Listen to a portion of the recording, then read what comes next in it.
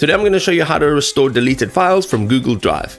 So you'll see that my storage is 84% full, and this is for the entire Google account. It's not just for Google Drive, because you can see over here, I don't actually have much. And even inside here, the videos that are inside here are actually not much. So what I want to do is, let's say perhaps this over here, I want to right click on it and I want to say move to bin. Now this has been deleted, all right?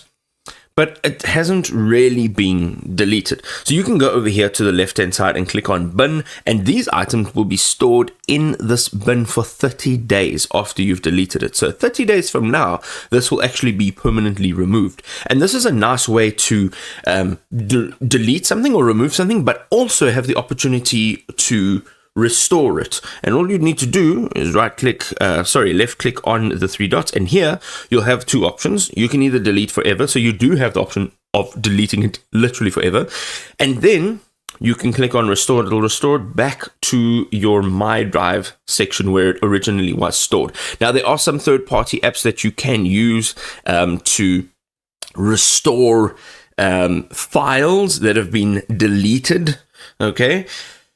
But some of them work, some of them don't, some of them cost money, some of them have limits. But as a basic feature, your bin is your temporary space where you can restore from.